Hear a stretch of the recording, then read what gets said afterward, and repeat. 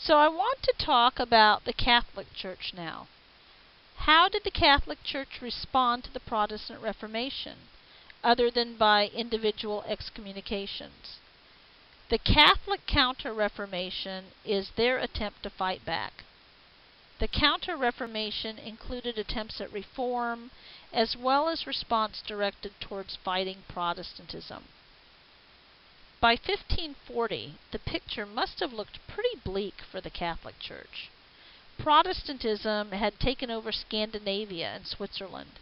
It was gaining ground in France, and in England a new church had been established.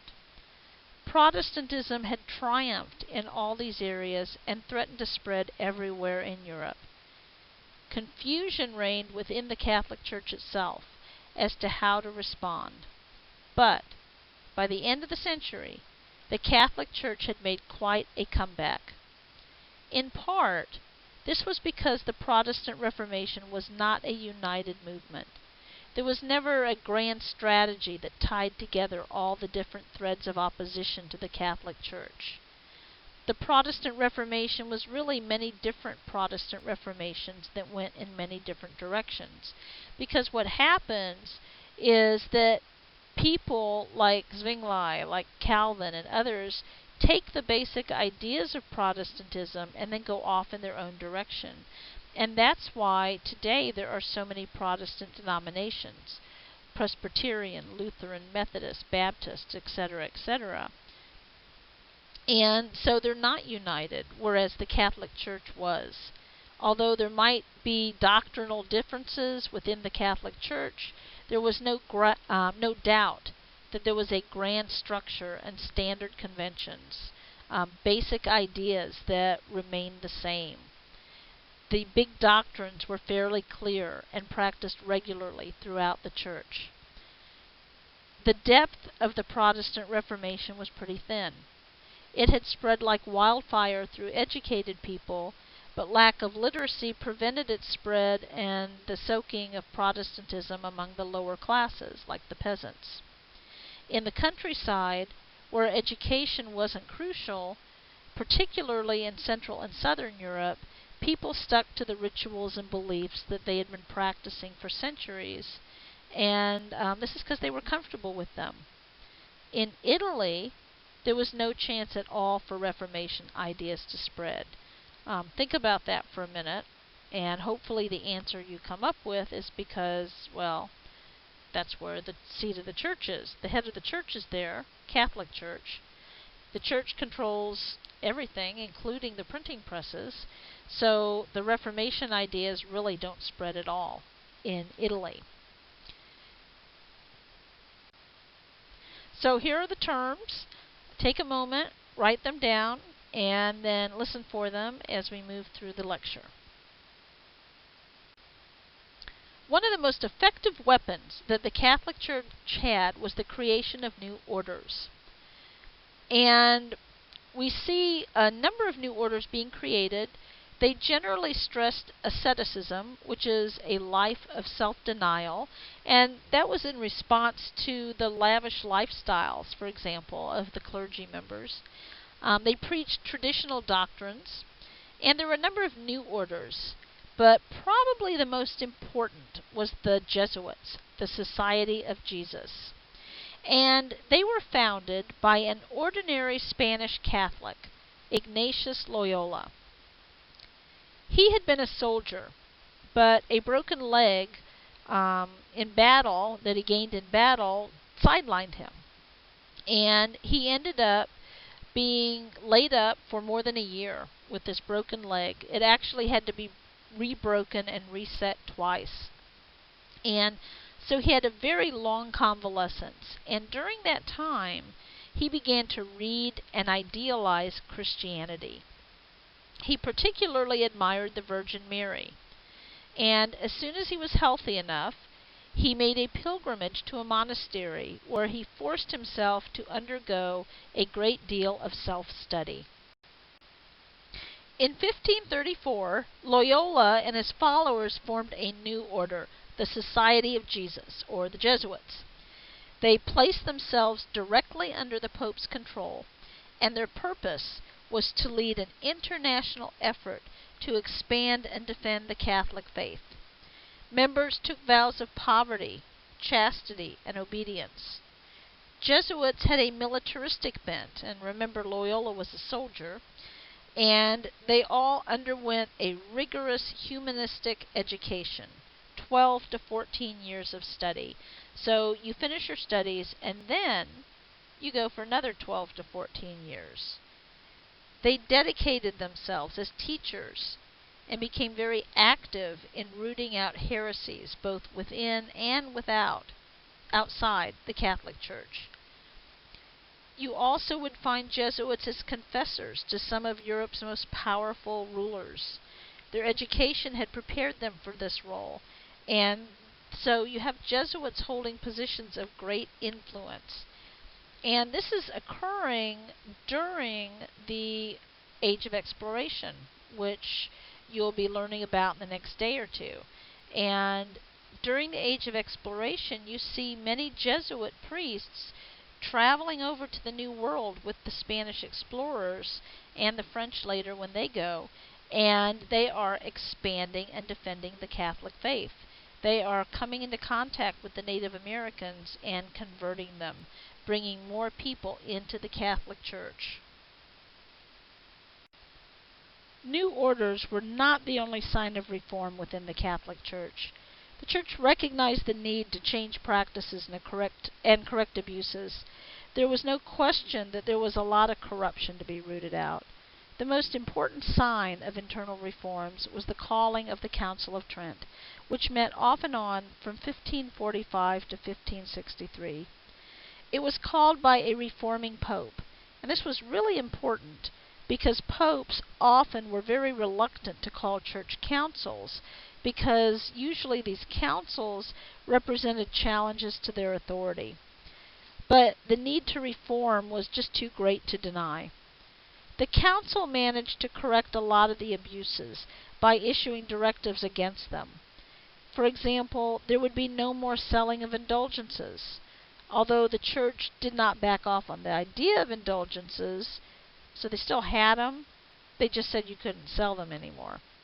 Bishops were encouraged to remain residents of their bishoprics. If you recall, I mentioned that one of the problems had been clergy members governing churches but not even being there. You know, a bishop living in Rome is governing a church in Paris. There was a concern that bishops hadn't really cared much about their pastoral duties. Well, the council attempted to make them stay resident and pay attention to the duties of their ministries. There was an attempt to reduce nepotism within Roman administration. Church offices were not to be sold. To a large extent, these attempts to reduce corruption were successful, or at least a visible improvement and a reduction in these kinds of abuses. The Council of Trent also firmly endorsed central Catholic doctrines. Abuses were to be corrected, but church doctrine was to remain as it was. There were no concessions on matters of dogma or belief.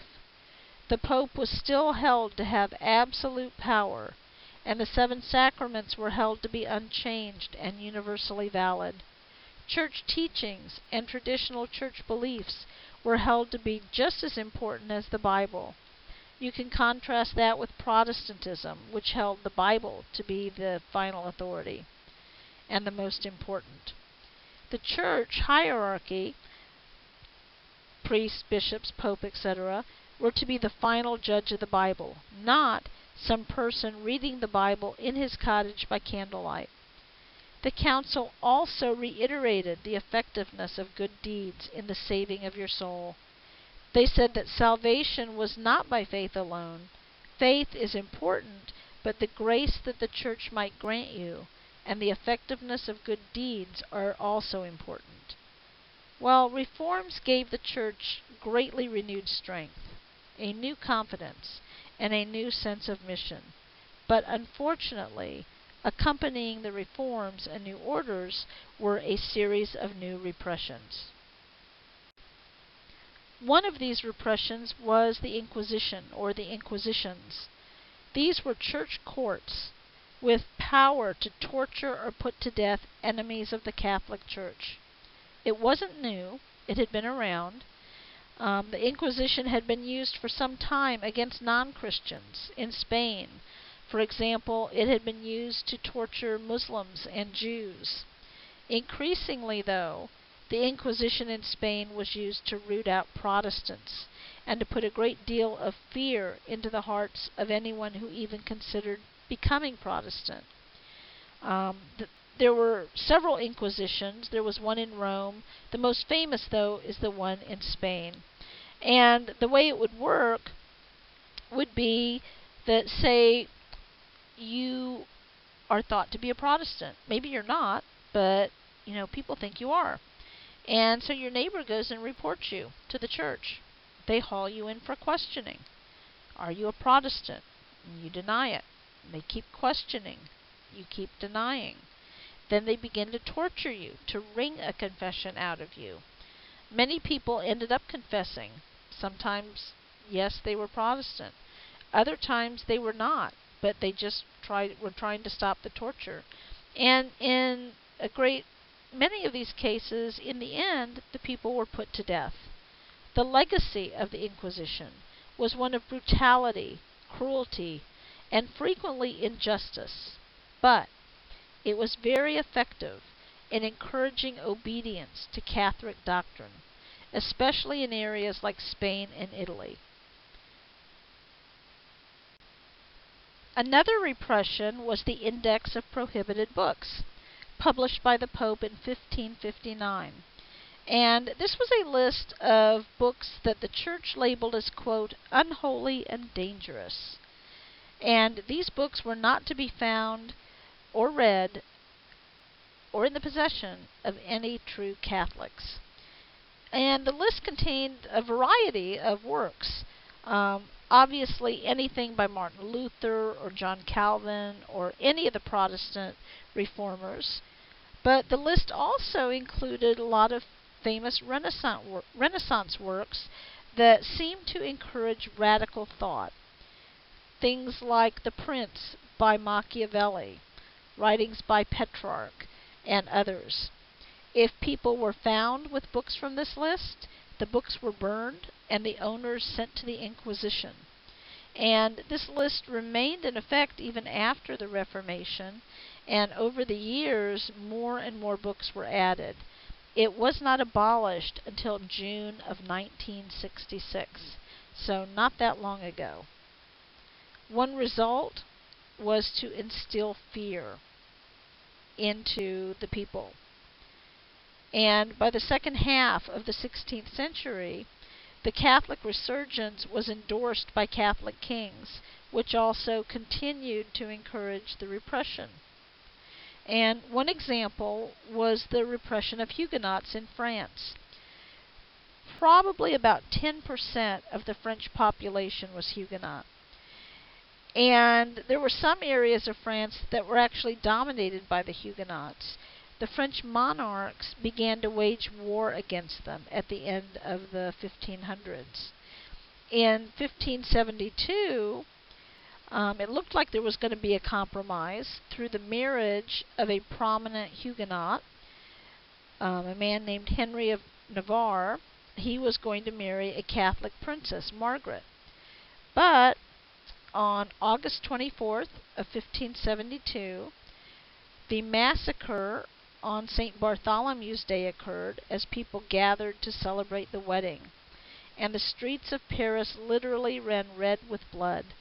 French soldiers and Roman Catholic clergy fell upon the unarmed people who had gathered for the wedding and slaughtered them. It's the Catholics slaughtering the Protestants.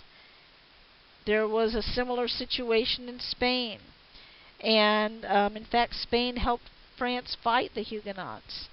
And so you see these monarchs fighting to keep the Protestant ideas out of their country. A famous example of a European monarch becoming involved in the Reformation, fighting against it, was the King of Spain, Philip, and the Spanish Armada. Now, Spain, as I mentioned earlier, dominates Europe in the 1500s. It's the age of exploration. Spain is leading, and throughout the century, a steady flow of silver and some gold is flowing into the Spanish treasury. Philip is using the bulk of this to build a huge fleet of ships, the Spanish Armada.